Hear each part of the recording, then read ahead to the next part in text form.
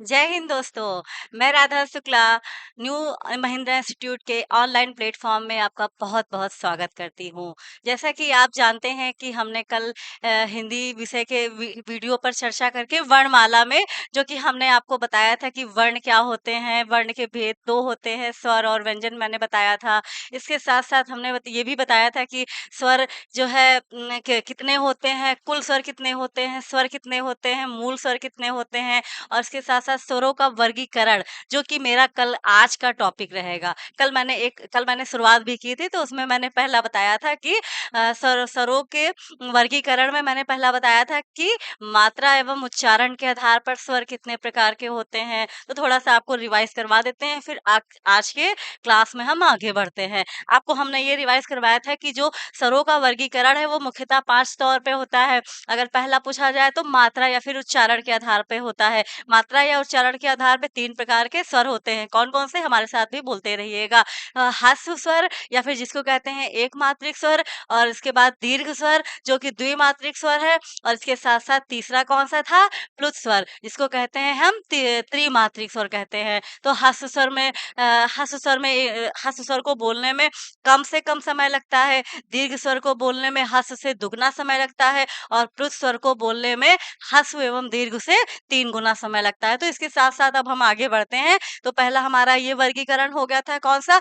मात्रा एवं उच्चारण के आधार पर स्वर का विभेदीकरण। अब इसके बाद आगे बढ़ते हैं जीवा के आधार पर। कहते हैं कि अगर स्वरों को हमसे अगर प्रश्न किया जाए परीक्षा में कि स्वर जो है वो जीवा के आधार पर स्वर कितने प्रकार के होते हैं? जीवा के जीभ जो हमारी जीभ होती है, जीभ के 3 भाग होते हैं, अग्र, मध्य, पश्च। तो इसी को अगर हम पार्ट वाइज़ डिवाइड कर दें कि जीवा के आधार पर हमारे स्वर कितने प्रकार के होते हैं, तो वो 3 प्रकार के होते हैं। अगर आपसे प्रश्न किया जाए कि जीवा के आधार पर स्वर कितने प्रकार के होते हैं, तो वो 3 प्रकार के होते हैं। कौन-कौन से होते हैं? अग्र, मध्य और पश्च। तो अब हम शुरुआत करते हैं आज के क्लास की और आप भी समझने का प्रयास करिएगा हमारे साथ। तो फिर चलते हैं Hindi by Radha ma'am. Okay, हाँ। तो स्वरों का वर्गीकरण हमने पहले कल बताया था मात्रा एवं उच्चारण के आधार पे और अब आज बात करेंगे क्या? जीवा के आधार पर स्वरों का वर्गीकरण। जीवा के आधार पर स्वरों का वर्गीकरण। तो इसके साथ हम शुरू करते हैं। क्या कहा था हमने?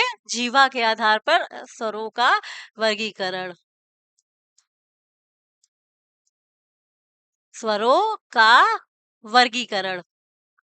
थोड़ा-सा आज हम फिर से आपको वही एक पॉइंट बता देते हैं, फिर उसके आगे बढ़ते हैं। वर्गीकरण, अगर आपसे कोई प्रश्न करता है कि स्वरों का वर्गीकरण कैसे होता है, तो 5 प्रकार का मुख्यतः होता है। पहला हमने क्या कल बताया था? मात्रा या फिर कहा था हमने ये पहला था, कौन-सा? मात्रा या फिर उच्चारण। उच्चारण, उच्चारण के आधार पर स्वर, उच्चारण के आधार पर स्वर हमने कौन-कौन से बताए थे? ह्रस्व, दीर्घ, प्लुत। ह्रस्व, दीर्घ, प्लुत पर स्वर। ये हमने कौन-कौन से बताए थे? ह्रस्व हमारे साथ फिर से आप रिवाइज़ करते रहिएगा तो आपका कल का कंटेंट तैयार हो जाएगा और फिर आगे बढ़ते हैं आगे की क्लास में। तो ह्रस्व था और फिर क्या था? दीर्घ था और दीर्घ के बाद ह्रस्व, दीर्घ और प्लुत हमने बताया था। तो हमारा ये पॉइंट कंप्लीट हो गया था जिसको हमने बताया था ये एकमात्रिक है, दीर्घ द्विमात्रिक है और प्लुत क्या होगा? त्रिमात्रिक स्वर कहते हैं। जिसमें हम स्वरों को जितना लंबा खींचेंगे तो वो क्या कहलाएगा? और इसका अगर चिन्ह हमने बताया था कल आपको कि जो अंक गणित का जो ये 3 होता है, ये इसकी पहचान होती है प्लुत स्वर की। अगर आपसे प्रश्न पूछा जाता है आपकी परीक्षा में कि जो प्लुत स्वर है उसका चिन्ह क्या है? तो ये चिन्ह क्या होगा?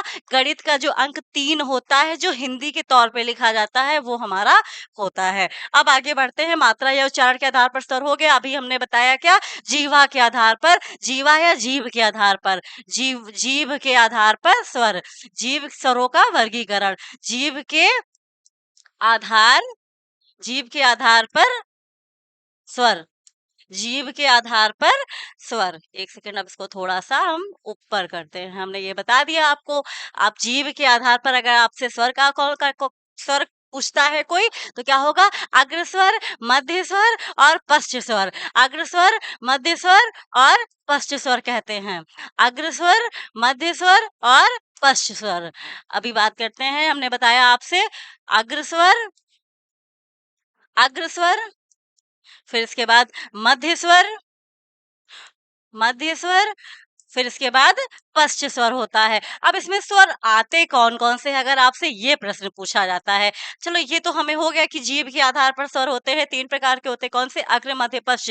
तो आपसे मेन प्रश्न, मेन मुख्य प्रश्न पूछा जाता है कि एक स्वर दे दिया जाएगा, पूछा जाएगा कि ये स्वर किसके अंतर्गत आता है? तो अगर आपसे पूछा जाए अग्र स्वर कौन-कौन से होते हैं? तो अग्र स्वर होते हैं ऐसे जीवा का वह भाग, जीवा का अग्र भाग जिससे स्वर स्वर बोले जाते हैं। जीवा का वह भाग जो आगे का होता है उससे हमें हमारे जो स्वर हम बोलते हैं वो क्या कहलाते हैं? अग्र स्वर। जीभ 3 में होता है ना, अग्र, मध्य और पश्च। अग्र मतलब आगे का जो भाग है, मध्य मतलब जो बीच का भाग होता है और पश्च का मतलब होता है पिछला भाग होता है। तो अग्र में आप बोल करके देखिएगा इ, ई, ए। थोड़ा-सा मुँह हमने खोला और बोल दिया, मतलब थोड़े से ही काम चल गया, मुँह बंद करके तो नहीं होगा। लेकिन अगर हम बोलते हैं ए, इतना बोल दिया, हो गया कि नहीं हो गया? तो इसी के साथ समझिएगा कि अग्र स्वर अगर आपसे कोई पूछता है कौन-कौन से होते हैं, तो 4 होते हैं। इ, ई, ए। इ, ई, ए, आई। इ, ई, ए, आई। अगर आपसे कोई प्रश्न पूछता है कि अग्र स्वर कौन-कौन से होते हैं, तो ई हो जाएगा और ए, आई हो जाएगा। इ, ई, ए, आई हमारे साथ फिर से समझिएगा। अगर प्रश्न आपसे पूछा जाता है कि ई, ए, आई का उच्चारण स्थान किसके अंतर्गत आएगा? जीवा के आधार पे आएगा या फिर कह दें कि मात्रा के आधार पे आएगा या उच्चारण के आधार पे आएगा? तो आपको पता होना चाहिए कि जो ई है और आय है तो वो हम जीवा के अग्र भाग से बोलते हैं। हमारे साथ फिर से समझिएगा कि जो स्वर ई और ए आय जो स्वर है वो हम जीवा के अंतर्गत, जीवा कह दे या जीभ के अंतर्गत कह दे, वो अग्र भाग से बोलते हैं। तो समझिएगा कि अग्र स्वर कौन-कौन से होते हैं? 4 होते हैं। कौन? ई और अभी बताया हमने ए और आय बताया। फिर इसके साथ-साथ मध्य स्वर में सिर्फ एक आता है। मध्य स्वर में सिर्फ एक आता है। अब कौन-सा आता है हमें आप बताते चलिएगा। सिर्फ छोटा आ आता है। ठीक है? सिर्फ छोटा आ आता है। अगर हम अग्र स्वर में बात करेंगे तो 4 आते हैं। कौन-कौन से? ए, आय। मध्य में बात करेंगे तो सिर्फ एक आता है। कौन-सा? छोटा आ आता है। और अगर हम पश्च, पिछला भाग करेंगे तो जो अब ये हो गए, इसके बाद जो बचा वो इसमें ही डाल दो। कौन-सा बचा? अभी आ हो गया। अब क्या बचा? बड़ा। हमारे साथ समझिएगा। कौन-सा बचा? बड़ा आ। यहाँ पे बड़ा आ हो गया, ये इसका है। बड़ा आ हो गया। फिर बड़ा आ के बाद कौन-सा बचा है अब? ई हो गया, ई हो गया, ई हो गया। फिर इसके बाद ऊ तो बचा। ऊ बोल के देखो। ऊ। जब तक हम पीछे से, पिछले भाग से जोर नहीं लगाएँगे तब तक हम ऊ नहीं बोल पाएँगे। ना मुँह बंद करके, ना आधा मुँह। ऐसे ऊ, ये पीछे से हमारी आवाज़ निकल रही, पीछे से हमारे मतलब जो स्वर यंत्रियाँ हैं पीछे से जोर लग रहा है। तो वही होगा, आ हो गया और ये ऊ हो गया, ऊ हो गया। ए आय हो गया। अब बचा क्या इसमें बताइएगा हमारे साथ? ए आय हो गया, ओ आओ बचा है। ओ और आओ बचा है और इसके साथ-साथ एक आ होता है। ये आ है जिसे हम आगत स्वर कहते हैं। ये आपका इम्पोर्टेंट है। ये जो आगत स्वर दिया गया है यहाँ पे आ, ये हमारा आगत स्वर है। आपसे प्रश्न आ सकता है कि आगत व्यंजन भी होते हैं और आगत स्वर भी होते हैं। तो आगत जो स्वर आपसे पूछा जाएगा तो ये होगा। अच्छा आपको पूछना चाहिए हमसे कि ये जो आ है इसका हम यूज़ कहाँ पे करते हैं? तो ये जो डॉक्टर लिखते हैं, देखिए डा है, डा हमारा हो गया व्यंजन और इसके साथ-साथ हमने आ लगाया। देखिए ऐसे हुआ कि नहीं हुआ यहाँ पे डॉक्टर में? तो क्या हुआ? हमने इसी का तो प्रयोग किया है। तो क्या अब समझ में आ गया होगा कि हम इसको आगत व्यंजन, आगत स्वर भी कहते हैं। आगत स्वर भी कहते हैं। अगर आपसे प्रश्न पूछा जाता है कि आगत स्वर और डैश लगा दिया जाएगा तो कौन-सा होता है? ये आ वाला होता है। तो हमारे साथ फिर से समझने का प्रयास करिएगा कि अग्र में 4 होते हैं ई, ए, आय। मध्य में पूछेंगे तो सिर्फ एक होता है, छोटा आ। और अगर पश्च यानी पिछले भाग की हम बात करते हैं तो बड़ा आ होगा, ऊ, ओ, आओ औ के साथ क्या होगा? डॉक्टर वाला जो बोल देते हैं हम, समझने के तौर पे समझिएगा, कि जो डॉक्टर वाला होता है, वो हमारा क्या आ जाएगा? पिछले भाग से डॉक्टर, देखो बोल के देखो डॉक्टर, तो पीछे से आ रहा है कि नहीं? हमें पीछे से जोर लगा, पीछे से मतलब धड़ स्वर यंत्रियों का प्रयोग ज़्यादा हम कर रहे हैं, तो वही हो जाएगा। अब आपको ये समझ में आ गया होगा कौन-सा जीवा के आधार पर स्वर कितने प्रकार के होते हैं? 3 प्रकार के, अग्र, मध्य, पश्च। अगर अग्र से पूछे तो ई, ए, आय हो जाएगा, और अगर मध्य से पूछेंगे तो सिर्फ एक होता है, कौन-सा? छोटा आ, और अगर पश्च से पूछेंगे तो जितने बचे हुए स्वर हो इसी में डाल दो, बड़ा आ, उ, ऊ, बड़ा आ, उ, ए, आय हो गया था, और ओ, आ, और डॉक्टर वाला होता है। अब ये बात आपको आ गई होगी समझ में। इसके बाद अब हम थोड़ा आगे बढ़ते हैं। हमने 2 पार्ट आपको बता दिए, अब इसके साथ-साथ तीसरा अब पार्ट समझने का प्रयास करिएगा, कि हमने जो तीसरा पार्ट बताया है वो अब तीसरा हम बताने जा रहे हैं कौन-सा होगा। तो हमने पहला बताया मात्रा या फिर उच्चारण के आधार पे बताया, दूसरा हमने बताया जीवा के आधार पे, तीसरा हम अगर बात करते हैं तो वो होता है मुख द्वार खुलने के आधार पर। समझिएगा, मुख द्वार खुलने के आधार पर स्वर। मुख, 1 सेकंड, पेन हम थोड़ा-सा आपका ये यूज़ करते हैं। हुँ, ये नहीं हुआ। चलिए कोई बात नहीं, हम ये यूज़ कर लेते हैं। मुख नहीं हुआ, कोई बात नहीं। मुख द्वार खुलने के आधार पर, मुख द्वार खुलने के आधार पर, मुख द्वार खुलने के आधार पर अगर आपसे कोई स्वर पूछता है, तो वो कितने प्रकार के होते हैं? आधार पर स्वर। आपसे अगर प्रश्न ये किया जाता है परीक्षा में कि जो मुख द्वार खुलने के आधार पर स्वर होते हैं, वो कितने प्रकार के होते हैं? मुख द्वार खुलने के आधार पर स्वर कितने प्रकार के होते हैं? मुख द्वार, जो हमारा मुख द्वार खुल रहा है ना, तो इससे स्वर कितने प्रकार के होते हैं? अगर आपसे कोई प्रश्न करता है या फिर परीक्षा में पूछा जाता है, जो कि बहुत स्वरों का वर्णमाला पे आपके एग्जाम में अधिकतर प्रश्न पूछे जाते हैं, और अधिकतर पूछा जाता है कि इनमें से कौन सा नहीं इससे बोला जाता है, चाहे वो मात्रा के आधार पे कह दे या फिर जीवा के आधार पे कह दे, तो आपको वर्णमाला थोड़ी आराम से समझिए, लेकिन ऐसा समझिए कि आपको फिर से पढ़ने की जरूरत इतनी ना पड़े। पढ़ने तो वो तो रिवीजन तो आपको करना ही पड़ेगा। कोई भी चीज़ बिना रिवीजन के नहीं तैयार होती है। लेकिन हम ऐसा पढ़ें कि जो रिवीजन करें तो हमें लगे कि हाँ, रिवीजन 2 मिनट में हमारा वो हो गया, तैयार हो गया। तो यही हम आपको समझाने का प्रयास कर रहे हैं, कि जो हमारा स्वर दिया गया है, मुख द्वार खुलने के आधार पर कितने प्रकार के होते हैं? 4 प्रकार के। अब कौन-कौन से हमारे साथ समझिएगा। संवृत, अर्धसंवृत, विवृत, अर्धविवृत। देखो संवृत है तो संवृत के साथ दूसरा अर्ध जोड़ लो, फिर विवृत बचा, विवृत के साथ दूसरा फिर जोड़ लो, अर्धविवृत हो जाएगा। तो हमारे साथ समझिएगा फिर से, जो हमने अभी जीवा के पे बताया आपको, तो कौन-सा अग्र मध्य पश्च हो जाएगा, वो 3 प्रकार के, जीवा के आधार पे 3 प्रकार के। देखो जीवा, जीवा, जी, हा, वा, 3 हुआ कि नहीं हुआ? और उसके साथ-साथ हमारे वो अग्र मध्य पश्च वो भी 3 थे। तो इसी तरह ये भी समझिएगा कि हम अगर मुख द्वार पे कहते हैं आपको, मुख द्वार के आधार पे, खुलने के आधार पे, तो वो 4 प्रकार के होते हैं। कौन-कौन से होते हैं? संवृत, अर्धसंवृत, विवृत, अर्धविवृत। हमारे साथ फिर से आप बोलिएगा, संवृत स्वर, अर्धसंवृत स्वर, विवृत स्वर, अर्धविवृत स्वर। लेकिन आपसे अब ये नहीं पूछा जाएगा कि कौन से होते हैं, इसके अंतर्गत स्वर किसमें कौन सा रखा जाता है, अधिकतर ये पूछा जाता है। और कभी-कभी ये थोड़ा-सा टफ भी है समझने में, लोगों को ऐसा लगता है, तो पूछ भी लिया जाता है कि जो संवृत होता है उसकी परिभाषा पूछ लेंगे। इसी तरह अर्धसंवृत की परिभाषा पूछ लेंगे, तो हमारे साथ तैयार करिएगा, ज़्यादा परेशान होने की ज़रूरत नहीं, समझ में आ जाएगा, डोंट वरी। तो पहला क्या है, हमने बताया आपको संवृत, अर्धसंवृत, विवृत और अर्धविवृत। पहला क्या था? संवृत हमने बताया है, समृत स्वर, संवृत स्वर, संवृत स्वर, संवृत स्वर। और इसके बाद अभी हमारे साथ बोलते चलिएगा, संवृत स्वर हो गया, फिर अर्ध संवृत हो गया, अर्ध संवृत हो गया। फिर इसके बाद हमने क्या बताया? विवृत स्वर बताया है, समृत स्वर, अर्ध समृत स्वर, फिर विवृत स्वर, विवृत स्वर। और इसके साथ-साथ हमने बताया अभी अर्ध, अर्ध हो जाएगा, अर्ध विवृत स्वर, या फिर इसको ऐसे भी लिख देते हैं अर्ध। ठीक है? ये बात ध्यान रखिएगा। विवृत, विवृत स्वर कौन-कौन से होते हैं? अगर आपसे प्रश्न किया जाता है ऐसा कि मुख द्वार के खुलने के आधार पर स्वर कितने प्रकार के होते हैं? तो 4 प्रकार के होते हैं। कौन-कौन से? समृत स्वर, अर्धसमृत स्वर, विवृत स्वर, अर्धविवृत स्वर। अगर आपसे प्रश्न किया जाता है एग्ज़ाम में कि जो मुख द्वार है, वो खुलने के आधार पर स्वर कितने प्रकार के होते हैं? तो समृत स्वर होता है और अर्धसमृत होता है। इसके साथ-साथ अगर विवृत स्वर पूछा जाए और समृत होता है, अर्धसमृत होता है, विवृत होता है और अर्धविवृत होता है। अब प्रश्न किया जाएगा आपसे कि जो हमारा समृत स्वर होता है, तो ये होता कैसे है?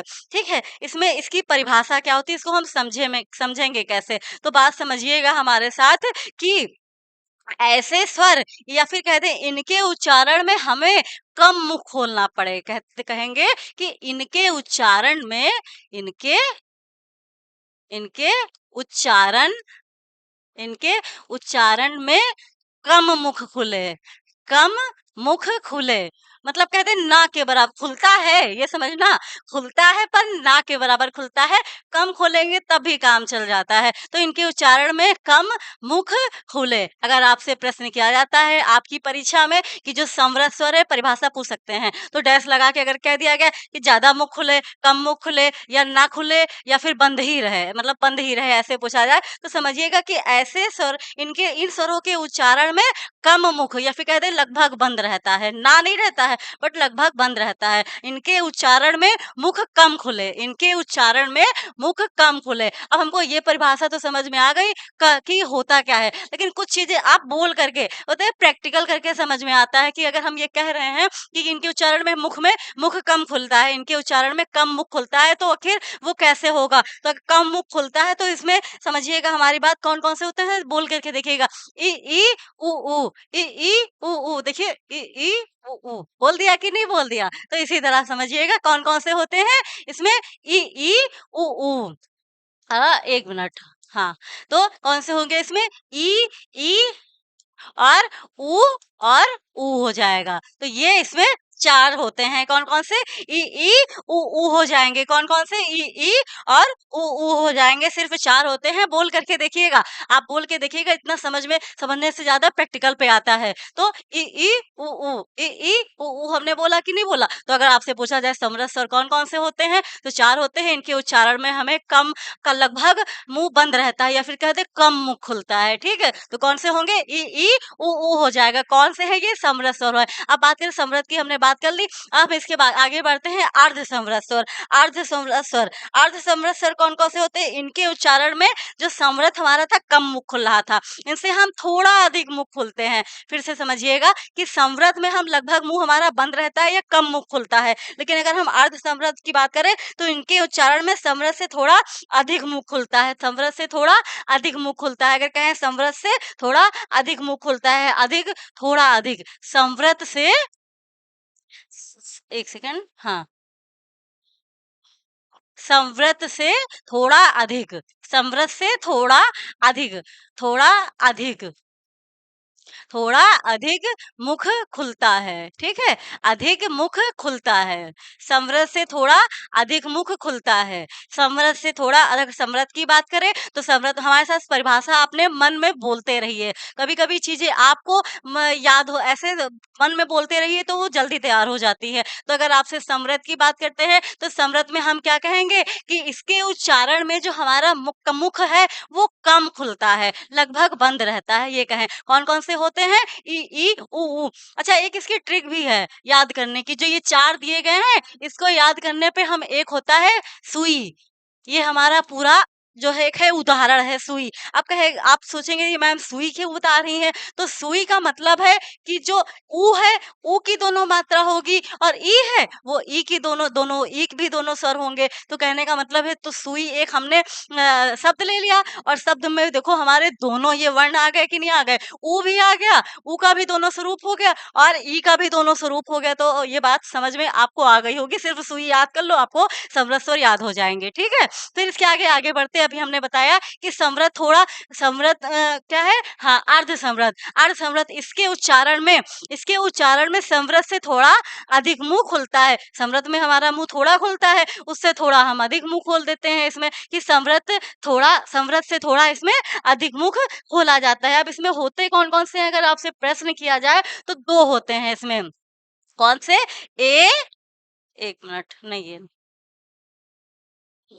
हुँ, ये ए होता है और ए के बाद ओ होता है। ए होता है और ओ होता है। ए होता है और ओ होता है। अगर आपसे प्रश्न किया जाता है कि इसमें कौन-कौन से होते हैं, तो ए होता है और ओ होता है। कौन से होते हैं? ए होता है और ओ होता है। अगर आपसे प्रश्न किया जाता है कि समृद्ध स्वर कौन-कौन से होते हैं, तो समृद्ध स्वर में सुई, हमने जो कि बताया क्या दोनों ऊ होगा, दोनों ई होगा। और अगर आपसे किया जाए अर्धसमृद्ध में कौन-कौन से होते हैं, तो ए होता है, ओ होता है। अब इसके बाद हमने क्या बताया था? समृद्ध स्वर, अर्धसमृद्ध स्वर। अब विवृत पे आते हैं। विवृत स्वर, विवृत स्वर अभी हमने बताया विवृत स्वर, विवृत स्वर। अब विवृत स्वर में कौन-सा होता है? इसमें होता है कि जो हमारा उच्चारण होगा, मुख द्वार पूरा खुला रहता है, मुख द्वार पूरा खुला रहता है। अब इसमें आता कौन-सा है, आप भी हमें बताते हुए चलिएगा। अगर आपसे प्रश्न किया जाता है कि विवृत स्वर में कौन-सा हम स्वर रखते हैं, तो विवृत स्वर कहने का मतलब है इसके उच्चारण में मुख जो है ना सबसे अधिक कह दें। इन सारे 3 जो पार्ट हैं, ये तीनों सबसे अधिक, सबसे मतलब बड़ा मुँह खोलते हैं। और अगर कह दें कि बड़ा मुँह खोलते हैं, तो कहने का मतलब बड़ा कहने का मतलब है, मतलब इसमें सबसे अधिक मुँह खुला रहता है। ये हमारे साथ समझिएगा, सबसे अधिक, सबसे अधिक मुख खुला रहता है, सबसे अधिक मुख खुला रहता है, तो वो क्या होता है? विवृत स्वर। खुला विवृत, नाम सुनिए विवृत, मतलब ऐसे गोल कह देंगे ना, तो ऐसे होता है। विवृत सबसे अधिक मुख खुला रहता है। अब इसमें आता कौन-सा है? अभी हमने बताया कि सिर्फ़ एक आता है, कौन-सा? आ।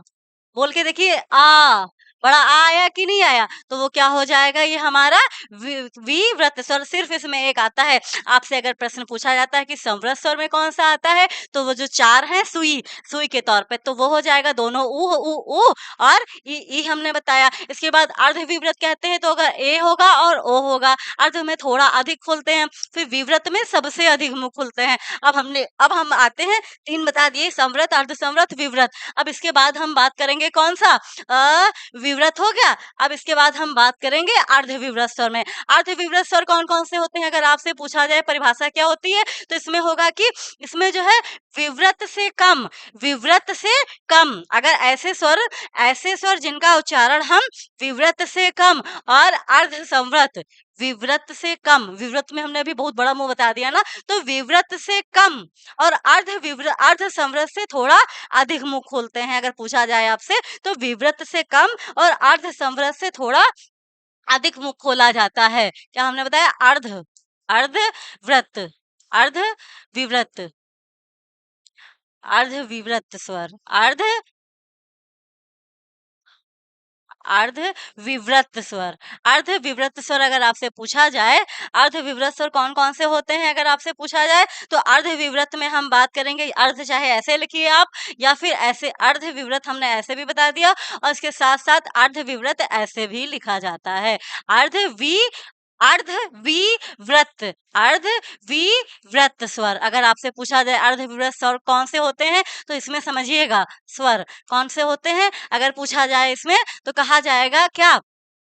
विवृत, सबसे अधिक मुँह खुलता है, तो विवृत से कम, विवृत, विवृत से कम, विवृत से कम और विवृत से, हमारे साथ बोलते चलिएगा कि अगर अर्ध विवृत की बात करते हैं, तो विवृत से कम और अर्ध संवृत से थोड़ा अधिक मुख द्वार हम खोलते हैं। कहने का मतलब है विवृत से कम और विवृत से कम और अर्ध संवृत, विवृत से कम और अर्ध, अब अर्ध संवृत, अर्ध संवृत से थोड़ा, अर्ध संवृत से थोड़ा अधिक, अर्ध संवृत से थोड़ा अधिक मुख खोलते हैं, अधिक मुख खोलते हैं। ये परिभाषा अधिकतर आ जाती है आपके एग्ज़ाम में। अधिक मुख खोलते हैं, अधिक मुख खोलते हैं हम अपने स्वर का उच्चारण करने में अधिक मुख हम खोलते हैं। और इसमें अब आएगा कौन से? अगर आपसे पूछा जाए इसमें आएगा कौन-सा?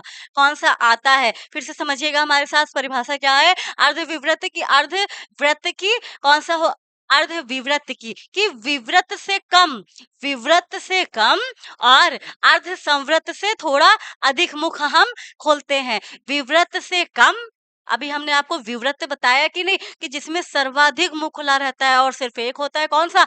बड़ा आ होता है। तो जो बड़ा आ बोला तो उससे थोड़ा कम और अर्ध संवृत्त से थोड़ा अधिक मुख खोलते हैं, अर्ध संवृत्त से थोड़ा अधिक मुख खोलते हैं। अब इसमें अगर आपसे पूछा जाए कि होते कौन-कौन से हैं? होते इसके अंतर्गत कौन-कौन से होते हैं? तो कौन-सा बचा आपका? आ बचा था और ए बचा था और भी हमने बताया छोटा आ तो आया नहीं है ना, ऐसे समझिएगा। अगर इसके अंतर्गत पूछेंगे तो छोटा आ बचा था और हमने कौन-सा बताया था? ए बताया था, तो ये आय बचा है। आय के बाद औ बचा है कि नहीं? औ। तो ये किसमें आते हैं? आपके आ जाएँगे इसमें अर्धविवृत्त स्वर में। कौन-कौन से आएँगे? जो छोटा आ बचा था, इसके साथ आय बचा था और कौन-सा बचा था? औ बचा था और एक बचा था स्वर, कौन-सा? डॉक्टर वाला जो हमने बताया, ये इसके अंतर्गत भी आता है। अगर जीवा के आधार पे पूछे तो किसके अंतर्गत आएगा वो? पश्च के अंतर्गत आएगा। और अगर आपसे पूछा जाए इसमें कि मुख द्वार खुलने के आधार पे किसमें आता है? तो अर्धविवृत्त स्वर में आता है। अर्धविवृत्त का मतलब आधा मुख कहते हैं। अर्ध नाम से आपको आधा लग रहा होगा। विवृत्त मतलब जैसे विवृत्त मतलब बड़ा सा और अर्ध मतलब आधा, वृत्त मतलब गोल, आधा गोल मुंह हो। तो अ, ओ, आओ, आ बोल देंगे तो क्या हो जाएगा? ये अर्धविवृत्त स्वर हो जाएगा। तो हमारे साथ फिर से समझिएगा कि आपसे कोई प्रश्न करता है कि मुख द्वार खुलने के आधार पर स्वर कितने प्रकार के होते हैं, तो मुख द्वार खुलने के आधार पर स्वर हमारे कितने प्रकार के होते हैं? 4 प्रकार के। कौन-कौन से? संवृत्त, अर्धसंवृत्त, विवृत्त, अर्धविवृत्त हो जाएगा। संवृत्त, अर्धसंवृत्त, विवृत्त, अर्धविवृत्त। अब इसके बाद आगे अब हम बढ़ते हैं, कौन-सा होता है? इसके बाद होता है ओठ, अ, जीभ के आधार पे तो हमने बता दिया। ओठों की स्थिति के आधार पर स्वर कितने प्रकार के होते हैं? अगर आपसे ये प्रश्न किया जाता है ओठों की स्थिति के आधार पर स्वर कितने प्रकार के होते हैं, तो वो 2 प्रकार के होते हैं, वृत्तमुखी, आवृत्तमुखी। कौन-कौन से? ओठों की स्थिति, जो ये हमारे ओठ हैं, इनकी स्थिति जो कभी गोलाकार होगी, कभी नहीं गोला ऐसे ही होगी, तो वो 2 प्रकार के होते हैं। स्वर अगर पूछा जाए कि ओठों की स्थिति के आधार पे हमारे स्वर कितने प्रकार के होते हैं, तो वो 2 प्रकार के। कौन-कौन से होंगे? वृत्तमुखी, आवृत्तमुखी। ओठों, क्या कहते हैं? ओठ, ओठ की स्थिति, ओठ की स्थिति के आधार पर, स्थिति के आधार पर, आधार पर स्वर कौन-कौन से होते हैं? अभी हमने बताया कौन-सा? वृत्तमुखी, वृत्तमुखी और आवृत्तमुखी। वृत्तमुखी स्वर और आवृत्त, आवृत्तमुखी स्वर। अब नाम से ही आपको लग रहा होगा वृत्त मतलब गोलाकार, आवृत्त मतलब बिना गोलाकार, तो इसको ज्यादा समझाने की जरूरत नहीं है। इसमें बस हमें ये समझना चाहिए कि कौन-कौन से आते हैं। अगर पूछा जाए कि वृत्तमुखी पूछा जाए अगर स्वर आपसे, तो वृत्तमुखी में ऐसे स्वर जिनके उच्चारण में ओठों की स्थिति गोलाकार हो। आपसे हम फिर से बताते हैं कि ऐसे स्वर जिनके उच्चारण में ओठों की स्थिति गोलाकार हो, वो वृत्तमुखी स्वर होते हैं। और ऐसे स्वर जिनके उच्चारण में ओठों की स्थिति गोलाकार ना हो, वो आवृत्तमुखी हो जाएगा, आवृत्तमुखी हो जाएगा। इसके अंतर्गत आते कौन-कौन से हैं? अगर आपसे प्रश्न किया जाए, आ हमने लिख दिया है, थोड़ा-सा समझिएगा। ये आ था, आवृत्तमुखी। तो अगर इसमें पूछा जाए तो देखिए उ, ऊ, ओ, आओ 4 होते हैं कि नहीं? उ, ऊ, ओ, आओ। ओठों की स्थिति गोलाकार है इसमें, समझिएगा। ओ बोल के देखिएगा। अ, 1 मिनट। हाँ, कौन सा बताया हमने? ऊ, गोलाकार हुई स्थिति की न, मुंह की हुई की नहीं, और इसके साथ उ, ऊ, ओ, आओ, उ, ऊ और ओ, आओ हो जाएगा। उ, ऊ और ओ, आओ हो जाएगा। तो आपसे अगर पूछा जाए कि वृत्तमुखी में कौन-कौन से होते हैं, तो हमारे वृत्तमुखी में 4 कौन से 4 आते हैं स्वर, कौन-कौन से आते हैं? उ, ऊ, ओ, आओ। अब जो ये हो गए वृत्तमुखी में, गोल हो गई स्थिति की नहीं गोलाकार, बोल के देखो आपको समझ में आ जाएगा, इतना हमें समझाने की जरूरत नहीं पड़ेगी। उ, ऊ, ओ, आओ, उ, ऊ, ओ, आओ। हमने बोल दिया कि नहीं? उ, ऊ, ओ, आओ। तो ऊ में भी गोलाकार है, औ में भी गोलाकार है कि नहीं? अब जो बचे वो इसी में डाल दो, कौन-से में? आवृत्तमुखी में। अब कौन-कौन से बचे मेन हमको ये पता होने चाहिए, इसके साथ-साथ हम दूसरा कर लेंगे। तो अगर हम वृत्त में हो गए, 4 हो गए हैं, इसके अलावा जब हम अगर और बात करें तो 4 वो हो गए। अब बच्चा शुरू से चलते हैं स्वर, कौन-कौन से था? हमारे साथ बोलिएगा। आ बचा है, कौन-सा? आ बचा है। इसके बाद कौन-सा बचा है? ई बचा है। ई, ई बचा है। इसके बाद कौन-कौन सा बचा? ऊ हो तो हो गया। अब ए ए ए ए 1 मिनट। हाँ, ए आय हो गया कि नहीं? और ए आय हो गया, ओ आओ हो गया। तो कौन-कौन से हुए? अगर व्रतमुखी में पूछा जाए तो वो 4 होते हैं। उ, ऊ, ओ, आओ। व्रतमुखी स्वर कितने? 4 होते हैं। उ, ऊ, ओ, आओ। और अगर आवृत्त पूछे जिनकी स्थिति गोलाकार ना हो, कौन-कौन से होंगे? आ, ई और ए, आय, इतनी गोलाकार हुई स्थिति। मतलब इसको अर्धगोला भी अर्धवृत्तमुखी भी इसे कहते हैं हम। ये बात समझिएगा। इसे हम अर्ध अर्ध मतलब आधा, पूरा ना गोलाकार हो, आधा। आपसे ये प्रश्न भी आ सकता है, अर्धवृत्तमुखी स्वर कौन से होते हैं? तो आपको नाम से लग रहा होगा अर्ध मतलब आधा, वृत्त मतलब गोल, ऐसे जैसे ये अर्धवृत्त नहीं हो ये जैसे अर्धवृत्त नहीं होता है, ऐसे कर लेंगे हम, ये आधा हो जाएगा कि नहीं हो जाएगा? तो उसी तरह बात कर रहा है कि वृत्तमुखी मतलब ऐसे स्वरों की स्थिति जिनकी पूरी गोलाकार हो, ऐसे स्वरों के उच्चारण में ओठों की स्थिति पूरी पूरी गोलाकार हो, तो वो क्या कहलाएगा? व्रतमुखी कौन-कौन से? ऊ, पूरी गोलाकार है कि नहीं? औ, पूरी गोलाकार है कि नहीं? और आवृतमुखी या फिर अर्धवृतमुखी, इसमें ओठों की स्थिति वृत्ताकार ना हो या फिर कम हो, आधी हो, तो क्या कहलाएगा? अर्धवृतमुखी। तो देखो आधी हुई कि नहीं?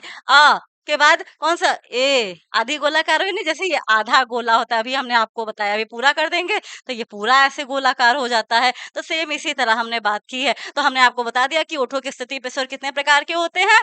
2 प्रकार के 2 प्रकार के होते हैं। कौन से? व्रतमुखी, आवृतमुखी। व्रतमुखी और आवृतमुखी। इसके साथ हम टाइम वेस्ट ना करते हुए थोड़ा-सा और आगे बढ़ते हैं। इसके बाद हमने ओठों की स्थिति के आधार पे बता दी। अब बात करते हैं हम नासिक नासिक के नाक के आधार पर अगर हम कहेंगे कि नाक या फिर मुख के आधार पर स्वर कितने प्रकार के होते हैं, हमारे साथ बोलिएगा आप भी कि अगर नाक और मुख के आधार पे आपसे स्वर पूछा जाता है कितने प्रकार के होते हैं? नाक या फिर मुख द्वार। नाक नाक या फिर मुख।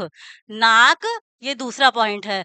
अगला पॉइंट है नाक कह दें या फिर मुख कह दें। नाक या मुख के आधार पर के आधार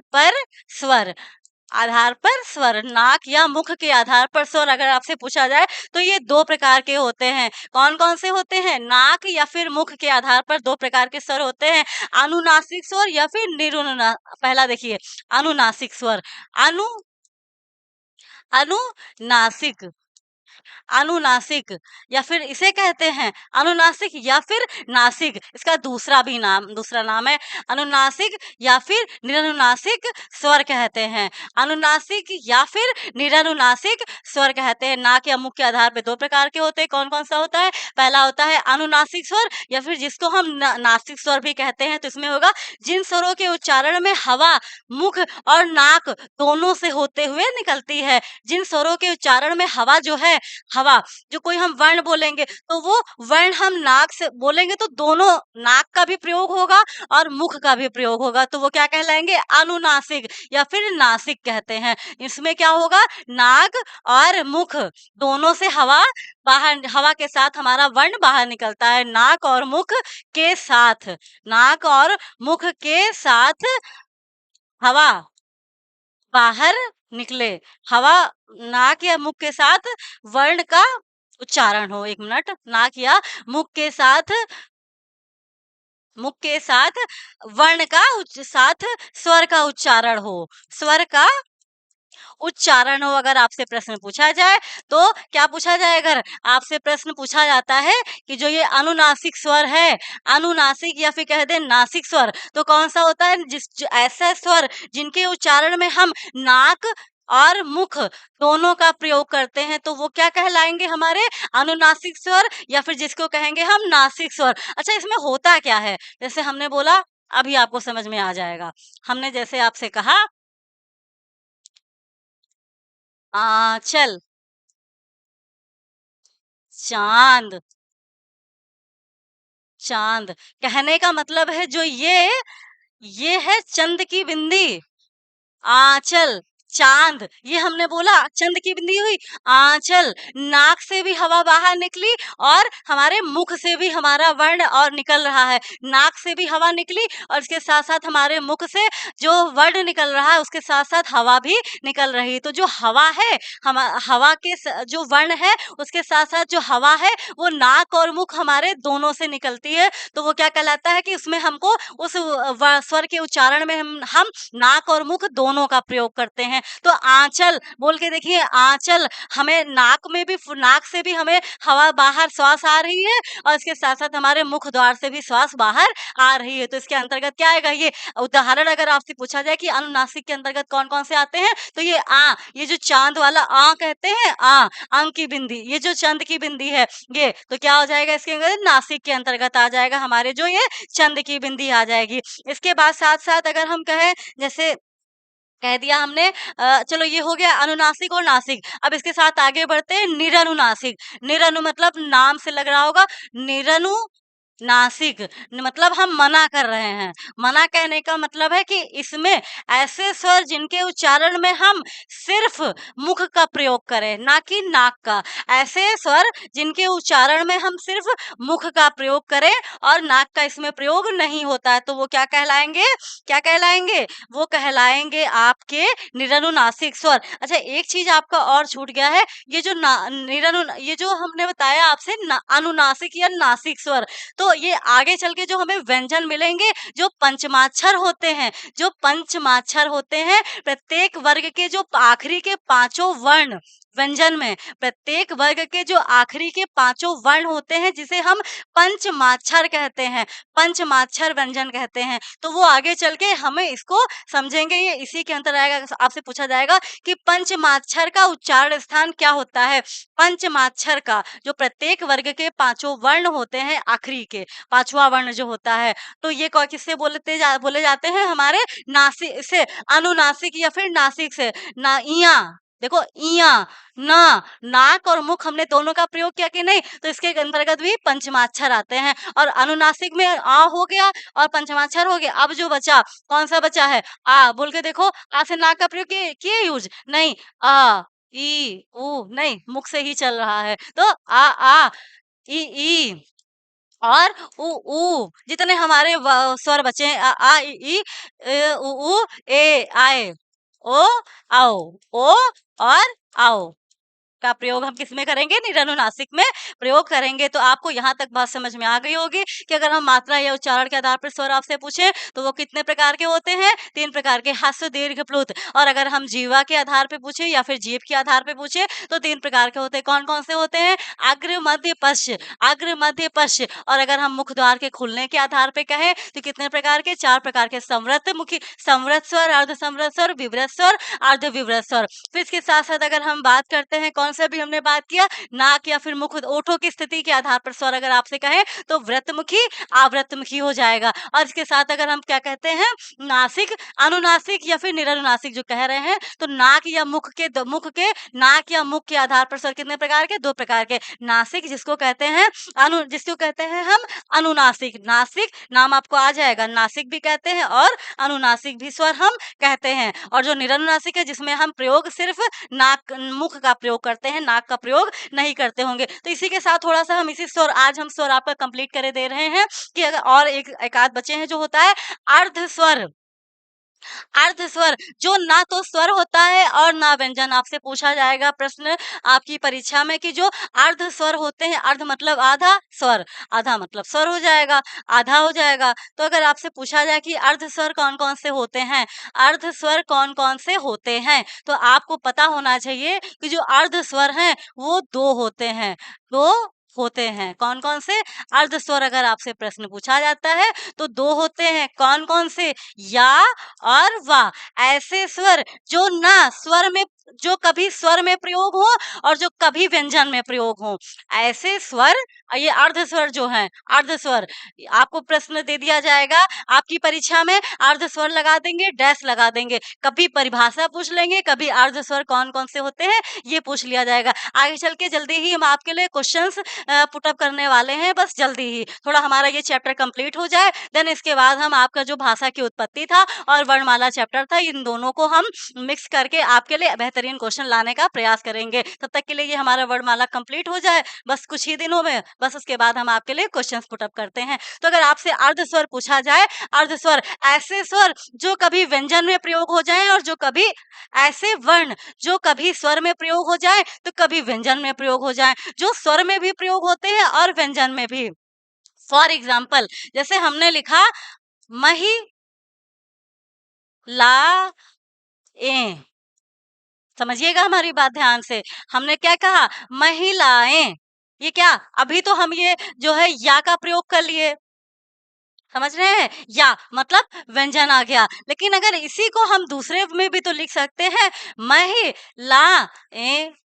ये हमने ए का प्रयोग किया कि नहीं यहाँ पे देखो, तो ये देखो हमने व्यंजन में भी प्रयोग कर लिया और स्वर में भी हमने प्रयोग कर लिया। तो कहने का मतलब है कि अर्ध स्वर वो ही होते हैं जिनका, अर्ध स्वर वो होते हैं, ये जो है अर्ध वर्ण या फिर कहते हैं अर्ध स्वर भी कहते हैं, ऐसे होते हैं जिनका प्रयोग हम स्वर में भी कर सकते हैं और व्यंजन में भी कर सकते हैं। कभी हम स्वर के रूप में भी प्रयोग कर सकते हैं, कभी हम व्यंजन के रूप में भी प्रयोग कर सकते हैं। जैसे कि महिलाएं हमने लिखा और इसके साथ साथ हम या भी लिख सकते थे और ए भी लिख दिए, दोनों लिखे कि नहीं? एक और है इसके साथ, जैसे हमने लिखा कौवा लिखा, ऐसे कौ, ऐसे ही तो कौवा लिखा जाता है कि नहीं लिखा जाता है? कौवा हो गया, इसके साथ-साथ हमने इसको ना लिख करके कौवा लिख दिया। अब ये बात आपको समझ में आ गई होगी कि यहाँ पे हमने कौवा ऐसे लिख दिया, ये हमारा स्वर के रूप में बड़ा प्रयोग कर लिए और इसी के होगा ना करके अगर हम ऐसे लिख दें तो कौवा भी हो गया कि नहीं? कौवा ऐसे भी लिख दिया गया और वा भी हो गया और ऐसे वाव का भी प्रयोग, वा मतलब व्यंजन हो गया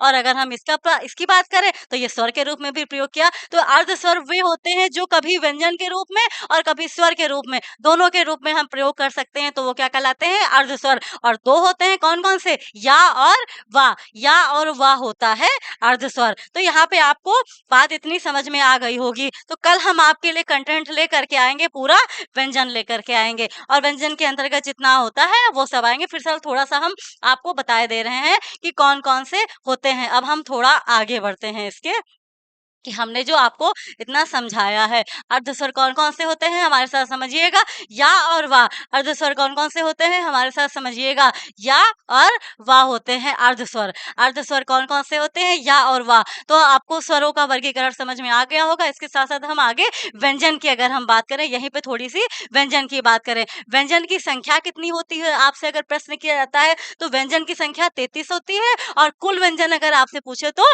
39 होती है। अगर आपसे व्यंजन की संख्या पूछे तो 33 होती है। व्यंजन होता क्या है? अभी हमने आपको उस दिन आपको बताया था क्लास में कि जो व्यंजन है वो होता क्या है? स्वरों की सहायता से बोले जाने वाले वर्ण, स्वरों की सहायता से बोले जाने वाले वर्ण क्या कहलाते हैं?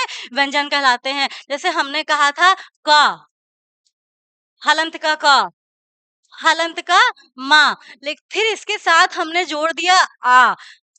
कहने का मतलब है हलंत का का और प्लस आ जोड़ा। अब ये हमारा पूरा स्वरों की सहायता से बोले जाने वाले वर्ण व्यंजन कहलाते हैं। तो हमने का लिखा, पहले ये आधा था, अब हमने इसमें आ जोड़ लिया तो ये पूरा हलंत हट गया, पूरा का हो गया। स्वरों की सहायता से ही तो बोल रहे हैं कि नहीं हम, तो आ जुड़ गया और क्या हो जाएगा इसमें? पूरा ये माँ हो जाएगा। तो ये हमारा एक व्यंजन बन गया कि नहीं व्यंजन बन गया। इसके साथ साथ हम अगर आगे बढ़ेंगे, अब इनका भी तो वर्गीकरण करेंगे कि नहीं करेंगे। आपको हमने ये बता दिया कि हाँ स्वरों का वर्गीकरण हो गया, अब हम व्यंजन का वर्गीकरण भी तो करेंगे। तो व्यंजन भी मुख्यतः तौर पे होते हैं, कौन कौन से होते हैं अगर आपसे पूछा जाए तो ये मुख्यतः दो प्रकार के होते हैं। कौन से होते हैं? अगर आपसे पूछा जाए घोषत्व के आधार पर स्वर, सॉरी व्यंजन, घोषत्व के आधार पर व्यंजन अगर पूछा जाए, घोषत्व के आधार पर व्यंजन, समझिएगा घोषत्व ये आपका बहुत इंपॉर्टेंट है।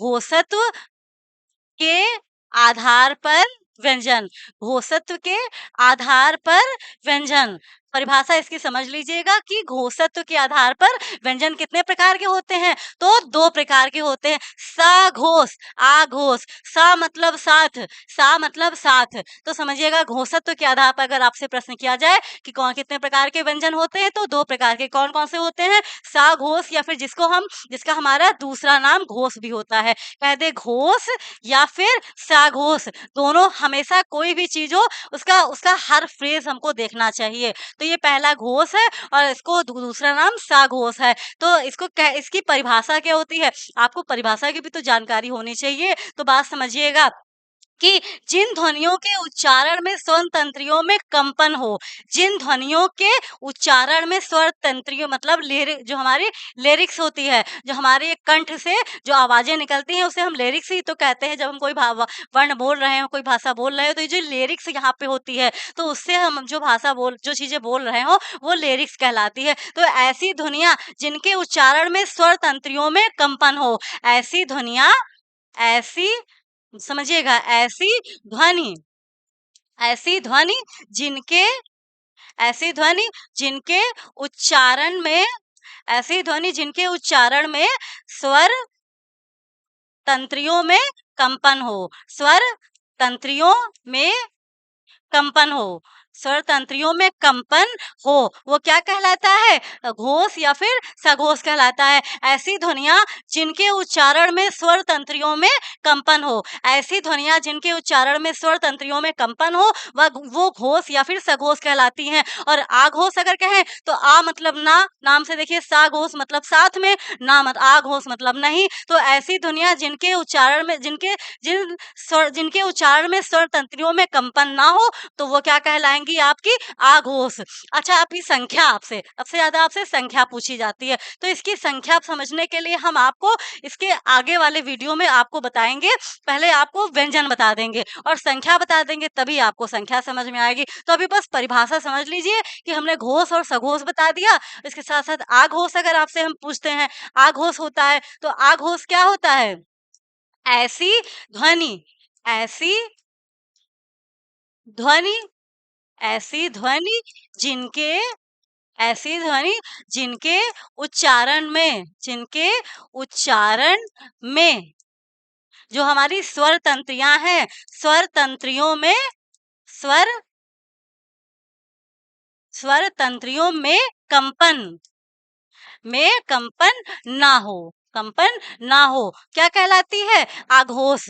आघोष व्यंजन कहलाते हैं। तो हमारे साथ फिर से समझिएगा कि जो व्यंजनों का वर्गीकरण है घोष 2 प्रकार से होता है। पहला है घोषत्व के आधार पर। घोषत्व के आधार पर व्यंजन कितने प्रकार के होते हैं? 2 प्रकार के। कौन सा? घोष या फिर जिसका दूसरा नाम सघोष है। स मतलब साथ में। ऐसी ध्वनि जिनके उच्चारण में स्वर तंत्रियों में कंपन हो, कंपन मतलब लड़खड़ाते हुए आवाज निकले, तो वो क्या रगड़ते हुए आवाज निकले, वो क्या कहलाएगा? सघोष या फिर घोष कहलाते हैं। और आघोष होता है ऐसी ध्वनि जिनके उच्चारण में स्वर तंत्रियों में कंपन, एक कपकपाहट ना हो, तो वो क्या कहलाता है? आघोष कहलाता है। तो आपको आज का इतना कंटेंट आई होप समझ में आया होगा। हमारा पूरा प्रयास था आपको समझाने का ढंग से, और आप भी समझने का पूरा प्रयास करिएगा और पूरा वीडियो अच्छे से समझ के प्रयास करिएगा और अपने नोटबुक में लिखने का, इसको एक नोट की तरह अच्छे से वर्णमाला चैप्टर डाल करके लिखने का प्रयास करिएगा और समझने का भी प्रयास करिएगा। आपको हमने आज स्वर्ग पूरा कंप्लीट करवा दिया और इसके साथ साथ हम अपने अगले वीडियो में आपको व्यंजन पूरा कंप्लीट कराने का प्रयास करेंगे, वो भी अच्छे से समझाते हुए। तो आपको अगर आज का कंटेंट अच्छा लगा हो और समझ में आया होगा, तो हमारा आप इसी तरह सपोर्ट करते रहिएगा और हमारी क्लासेस जो हमारी ये न्यू महिंद्रा इंस्टीट्यूट है, इसको भी आपके प्रोत्साहन की बहुत-बहुत ज़रूरत है। और आप हमारा वीडियो अगर आपको अच्छा लगता है, तो उसके लाइक करने के साथ-साथ आप उसे एक दूसरे को शेयर भी करा करिए, जिससे हमें एक एज़ अ मोटिवेशन के तौर पे हमें मिलेगा, जिससे हम आपके लिए एक अच्छे से अच्छा कंटेंट लाने का प्रयास करेंगे। तो तब तक के लिए अब हम चलते हैं नेक्स्ट वीडियो में आपके लिए, नेक्स्ट क्लास में आपके लिए बेहतरीन क्लास लाने का प्रयास करेंगे। तब तक के लिए आपसे जय हिंद।